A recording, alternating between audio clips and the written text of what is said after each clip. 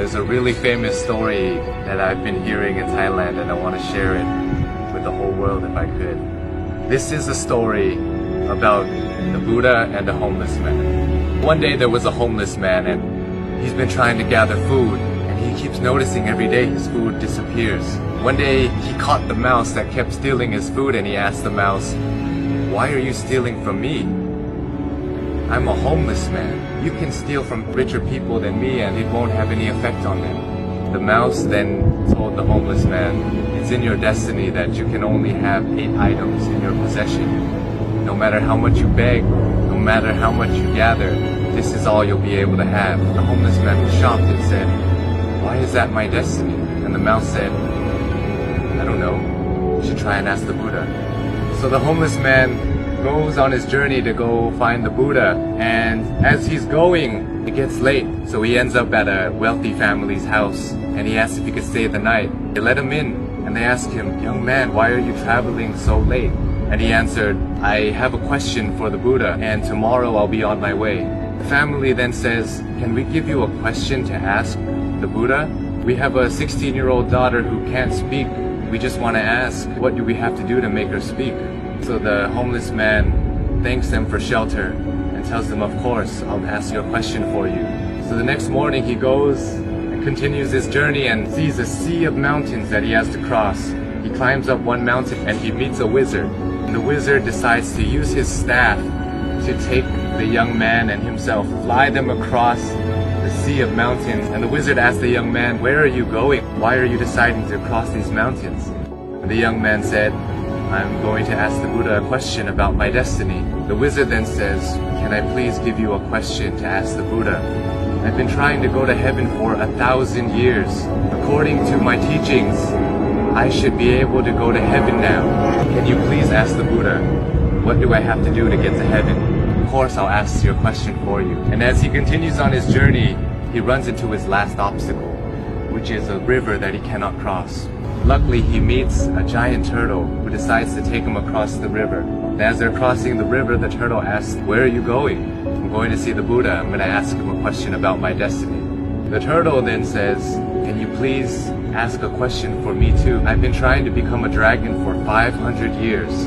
According to my teachings, I should have become a dragon by now.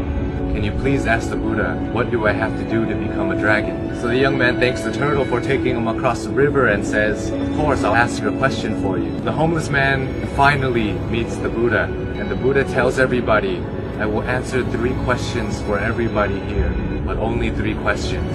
And the young man is shocked. He has 4 questions to ask.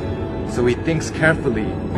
He thinks about the turtle. The turtle's been living for 500 years trying to become a dragon. The wizard has been living for 1,000 years trying to get to heaven. And that young girl is going to have to live her whole life being unable to speak. And then he looks at himself and he says, "I'm just a homeless beggar. I can just go back home and continue begging." So as he looks at everybody else's problems, his problem suddenly seems so small. So he feels sorry for the turtle, the wizard, and the young girl, and decides to ask all of their questions. So he asks the Buddha, and the Buddha answers. The turtle is unwilling to leave his shell. As long as he's unwilling to leave the comfort of his shell, he will never become a dragon. The wizard always carries his staff and never puts it down. It acts as an anchor, keeping him from heaven. And as for the girl, she'll be able to speak when she meets her soulmate. So the homeless man bowed to the Buddha and went on his journey back home. He reunites with the turtle and he tells the turtle, "Hey, you just have to take off your shell and you become a dragon." The turtle then takes off his shell, and inside his shell were priceless pearls found in the deepest parts of the ocean. And he gives it to the homeless man and tells him, "Thank you. I no longer need this because I'm now a dragon." And flies away. The homeless man reunites with the wizard on the top of a mountain and says, "Hey, you just have to put down your staff, then you'll be able to go to heaven." The wizard lets go of his staff by giving it to the young man, says thank you, and ascends to heaven. The young man now has wealth from the turtle and power from the wizard. He goes back to the family that gave him shelter, and he tells them that Buddha said, your daughter will be able to speak when she meets her soulmate. And at that moment, the daughter came downstairs and said, hey, is that the man that was here last week? The young girl and the once homeless man have found their soulmate. This story tells us so many things, so many lessons, but for me, I think that sometimes we have to give things in order to get some things.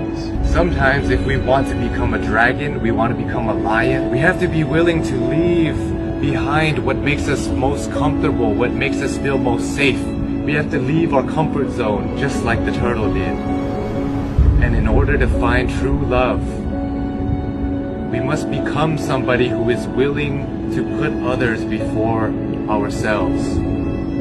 When you're alone and when you're lost in your thoughts, sometimes your problems seem so big, and it may seem like it's the end of the world, but if we look at other people's lives, other people who don't have as much opportunity as us and who have it worse than us, sometimes it makes our problems seem so much smaller. And if we're willing to lend a hand to those who are struggling more than us, willing to help them, it may change the course of your life, your destiny, and the universe may repay you in such a way that you never would have imagined. It will come back to you. All the good that you do in the world will come back to you. If you're going through hard times right now, I hope this story helps. My name is Sean Uranaki. I love you all, and I hope you have a wonderful, wonderful life. Sawadee krap.